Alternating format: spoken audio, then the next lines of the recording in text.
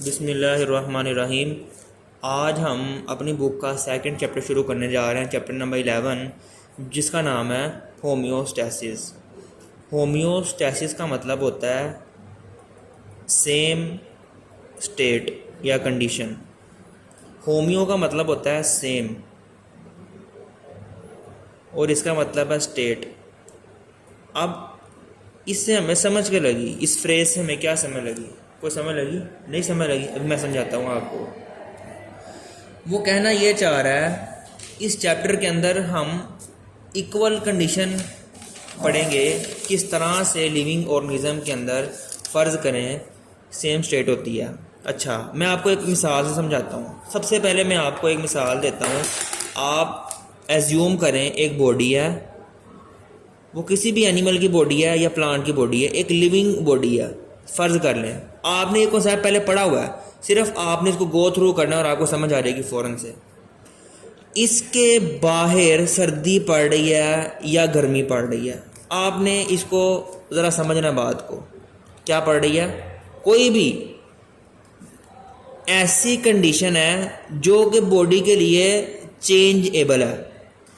ये बॉडी है एक, इसके बाहर का जो टेम्परेचर है या कंडीशन है वो इसके मुताबिक नहीं है, आपने फिर भी सरवाइव करना है। ये फ़र्ज़ कर लें एक ह्यूमन है, बॉडी है, इसके बाहर सर्दी पड़ रही है, फिर भी हमारी बॉडी का टेम्परेचर क्या होता है नॉर्मल? 37 degree Celsius. एक प्लांट है, सर्दी में खड़ा हुआ है,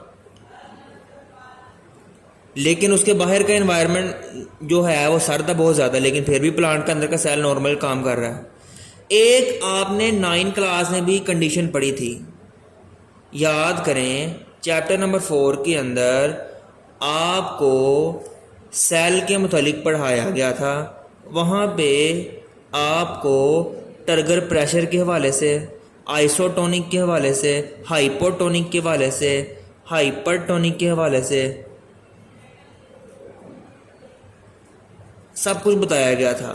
वो क्या बात थी? यही तो बात थी। बाहर का टेम्परेचर या कंडीशन जैसी मर्जी हो जाती, सॉल्टी हो जाती या वाटर ज़्यादा हो जाता, आइसोटोनिक हो जाता, हाइपरटोनिक हो जाता, हाइपोटोनिक हो जाता, सेल क्या क्या करता था? उसको मेंटेन करने की कोशिश करता था अपने अंदर। ऐसी बात थी ना। अगर बाहर का जो इन्वायरमेंट था हाइपर हो जाता था, सेल क्या करता? उसको हाइपो करने की कोशिश करता था ताकि वो क्या हो जाए? आइसोटोनिक हो जाए। अगर वो जो कंडीशन थी हमारी सेल की हाइपो हो जाती थी, सर क्या करता था? हाइपर करने की कोशिश करता था, क्या आइसोटोनिक नॉर्मल करने की कोशिश करता था ना। इसी तरह से कोई भी लिविंग बॉडी है, उसकी कंडीशन एक्सटर्नल जैसी मर्जी हो जाए, उसने अपने आप को मेंटेन करना है। इसे कहते हैं सेम स्टेट। ये हम पढ़ने जा रहे हैं। अब इसके अंदर हमने यही पढ़ना है कि कोई भी लिविंग ऑर्गेनिज्म है, प्लांट्स हैं, दो चीज़ों के हवाले से पढ़ेंगे, प्लांट्स और एनिमल्स के हवाले से, वो किस तरह से अपनी बॉडी का टेम्परेचर मेंटेन करते हैं। बाहर अगर गर्मी ज़्यादा है, उन्होंने अपने अंदर कैसे एडजस्टमेंट करनी है कि उनको जो से गर्मी ज़्यादा ना लगे और उनकी बॉडी इफेक्ट ना हो। और अगर सर्दी हो गई है, सर्दी में कैसे उन्होंने सर्वाइव करना है, इसके मुताबिक हम पढ़ेंगे। सबसे पहले आपकी बुक में वो डेफिनेशन बताता है किसकी? होम्योस्टैसिस की। इसकी डेफिनेशन आप पढ़ते हैं।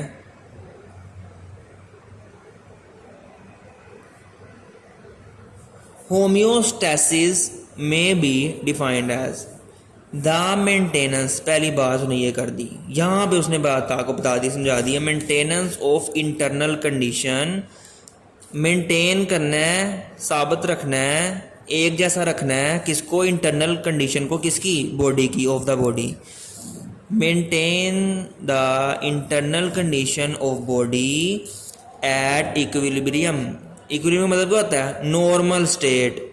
नॉर्मल स्टेट के अंदर हमने बॉडी को रखना है। डेस्पाइट का मतलब होता है के बावजूद, changes in the external environment. उसने डेफिनेशन जो बयान की है, आप समझें उसको, कहना maintenance of the internal condition of body at equilibrium despite changes in external environment.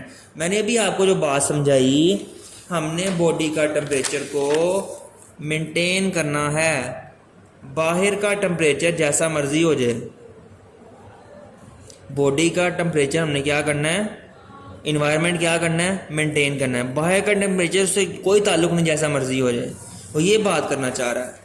अच्छा, कहता है for example the core temperature of human body remains at 37 despite के बावजूद फ्लक्चुएशन उतार चढ़ाव in the surrounding air temperature.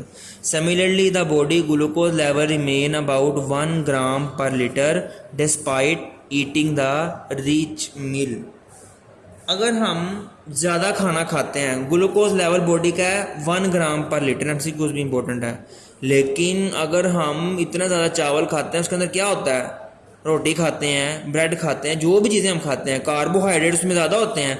Body को क्या चाहिए, 1 ग्राम पर लीटर चाहिए बस, लेकिन हम तो ज़्यादा खाते हैं। वो कैसे नॉर्मल हो जाता है, वो भी आपको पता है किस तरह नॉर्मल हो जाता है। हमारी बॉडी में जो शुगर लेवल है उसको कौन कंट्रोल करता है, ग्लाइकोजेनेसिस, ग्लूकोज की ब्रेकडाउन, ठीक है ना। अभी आप 10th क्लास में जाकर आगे पढ़ेंगे भी किस तरह से हमारी बॉडी का शुगर लेवल कंट्रोल होता है। अच्छा, body cell need the internal environment in which condition do not change much. हमारी बॉडी के जो सेल हैं उनको ऐसा टेम्परेचर चाहिए होता है, ऐसी कंडीशन चाहिए होती है जिसमें ज़्यादा उतार चढ़ाव ना आए। Stable internal condition are important for the efficient working of enzyme. पढ़ के आए थे आप 9th क्लास में, वर्किंग ऑफ एंजाइम को कौन सी चीज़ें इफेक्ट करती है, उसमें चीज़ टेम्परेचर भी थी। जब टेम्परेचर ज़्यादा होगा डीनेचुरेशन हो जाती थी ना प्रोटीन्स की, वो भी ये बात कर रहा है। अगर हमारी बॉडी को नॉर्मल वर्किंग करनी है तो उसके लिए क्या है, एंजाइम सही काम करने चाहिए। एंजाइम क्यों सही काम करेंगे, टेम्परेचर नॉर्मल होना चाहिए। और भी हमारे पास 3 प्रोसेस आते हैं, osmo regulation, thermoregulation, excretion. ये होम्योस्टैसिस की 3 कंडीशंस हैं। ओस्मो रेगुलेशन, ओस्मो से आप याद रख लें हमेशा हमेशा वाटर, क्या, वाटर। रेगुलेशन का मतलब उसको रेगुलेट करना, नॉर्मल रखना। थर्मो से आप याद रखना, थर्मामीटर से क्या चेक करते हैं, टेम्परेचर, तो इसे आप टेम्परेचर याद रखना है। थर्मो का मतलब टेम्परेचर होता है, रेगुलेशन उसको कंट्रोल करना। एक्सक्रीशन का मतलब हमेशा क्या होगा, एक्सक्रीट करना, एक्सक्लूड करना, एग्जिट करना। एग्जिट से याद रख लें आप, एग्जिट। हमारी बॉडी को समझाता हूँ आपको क्या चीज़ें ये। सबसे पहले हमारी बॉडी को वाटर की जो मूवमेंट है, कंट्रोल है, उसको नॉर्मल रखना होता है। It maintain of the amount of water and salt in body fluid. Body fluid के अंदर वाटर की और नमकियात की मिकदार को नॉर्मल रखना होती है ओस्मो रेगुलेशन, ठीक है। इसके अंदर आप एग्जांपल क्या देंगे, बॉडी के फ्लूइड है या डिफ्यूजन, ओस्मोसिस वगैरह, ये आप इसकी एग्जांपल देंगे। टोनिसिटी का कॉन्सेप्ट आप पढ़ के आए हैं। थर्मो रेगुलेशन, टेम्परेचर की मेंटेनेंस कैसे होती है। अगर हमें गर्मी लग रही है तो हमारी बॉडी से क्या निकलेगा, पसीना। पसीना निकलने की वजह से हमारी बॉडी का टेम्परेचर जो होता है मेंटेन होता है। अगर आपको सर्दी लग रही है, आपकी बॉडी कपकपाहट स्टार्ट करेगी, शिवरिंग स्टार्ट करेगी, जिसके अंदर आपके अंदर एनर्जी पैदा होगी। एनर्जी किसने बदल देगी, हीट में। और एंजाइम की नॉर्मल वर्किंग के लिए टेम्परेचर बहुत ज़्यादा इंपॉर्टेंट है। आपने इसके अंदर एग्जाम्पल देनी है। एक्सक्रीशन, आपकी बॉडी का वेस्ट मटेरियल जब आप खाना खा लेते हैं वो जब बाहर निकल जाता है उसे भी हम कहते हैं एक्सक्रीशन। उसे भी होम्योस्टैसिस में इंक्लूड किया जाता है। वो अगर आपकी बॉडी में से वेस्ट मटेरियल बाहर ना आए तो आपकी बॉडी को हार्मफुल करेंगे, वो हार्म करेंगे, आपकी बॉडी को इफेक्ट करेंगे। The process of homeostasis in this process the metabolic waste, जितना भी आपका मेटाबॉलिक वेस्ट है, आप 9th क्लास में पढ़ के आए हैं। सेल की जो से जितनी भी फजूल चीज़ें होती हैं, डेब्रिज होती हैं, वो बाहर आ जाती हैं, ठीक है। और जो लाइजोसोम्स के बारे आप पढ़ के आए थे, वो सेल का जितना भी वेस्ट मटेरियल होता है उसको बाहर फेंक देते हैं। इस तरह से हम जब खाना खाते हैं हम अपने यूरिन को या स्क्रीटा को वेस्ट कर देते हैं, जिसकी वजह से हमारी बॉडी में वर्किंग एफिशिएंट होती है।